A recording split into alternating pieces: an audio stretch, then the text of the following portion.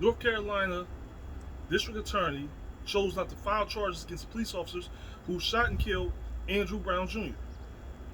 They said they don't. This district attorney said he don't care if a person's car is moving stationary, moving backwards, or forward, side to side. It's still going to justify shooting if a police officer feels threatened. Now, I want y'all to focus on one word there, people: stationary.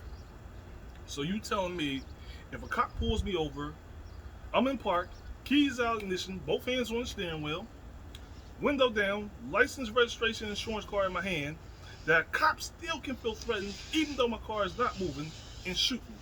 And he will be justified for killing me. Yo, what the hell do we do in this situation, people? What the hell we do? Honestly, I was thinking about moving to North Carolina.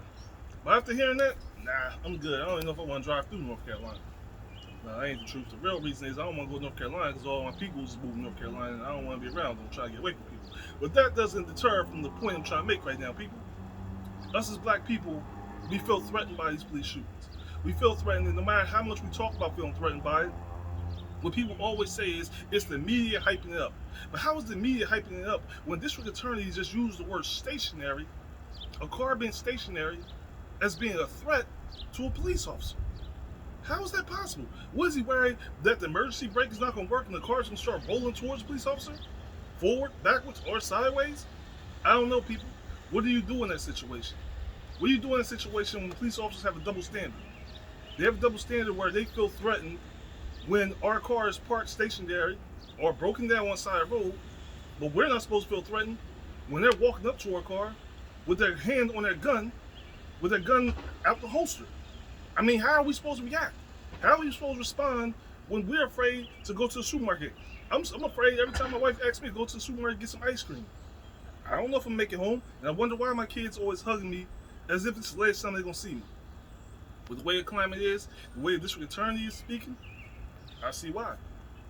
But many of us probably didn't even hear about the Andrew Brown Jr. shooting or the police shooting, and we probably don't know what the hell happened. Why? Maybe it wasn't news coverage, or maybe what I've been saying for years is finally starting to happen.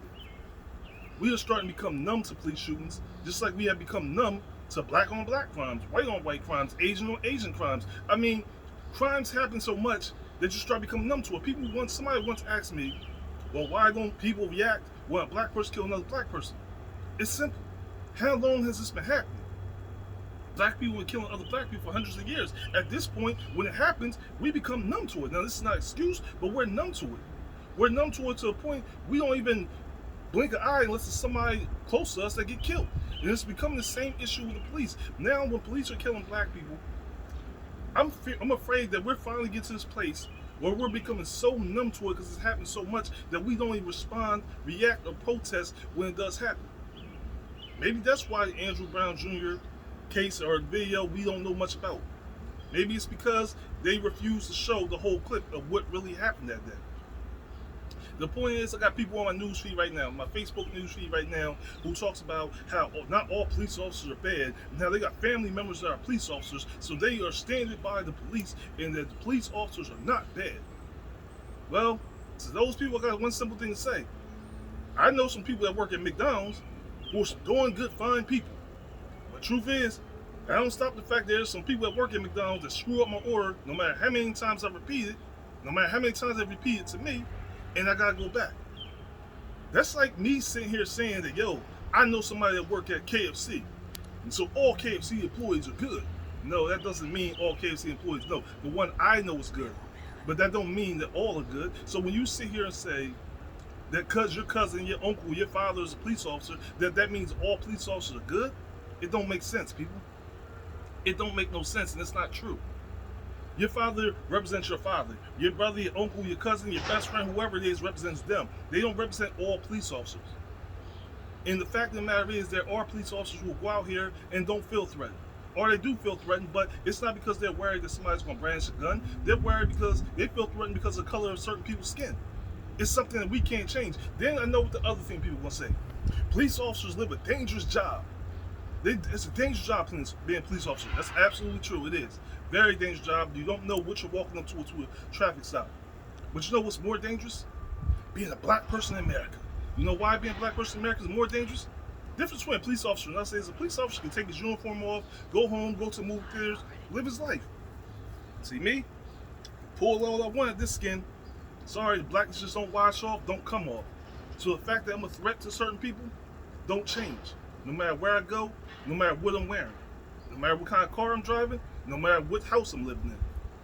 The fact of the matter is, people, when the district attorney made a comment like, even a car is stationary is a threat to police, it makes me wonder, how is that you hear that and not respond and see that there's open season on black people, and that any, and I mean any excuse will be used to justify a police shooting an unarmed black person. Now I agree we gotta change our ways in how we treat ourselves and each other, but something needs to be done in regards to police officers feeling like they can shoot us and get away with it. Now we know about the George Floyd law and all that, but listen, we need something put on law now to protect our African American brothers and sisters. It ain't about your race, because if you're white out there, you're Caucasian, you're Asian, Latino, whatever you are, you still can stand up and speak up for the protection of us. Let's see how you truly feel. Hit me up in the comment section. This has just been Alan's 2 cents. As usual, check me out on YouTube, Henry's House Media Production. Past to Present Podcast. New episodes every Sunday. Something for everybody. Until next time, people, I only got 2 things left to say to you. Stay woke. Stay tuned. Peace.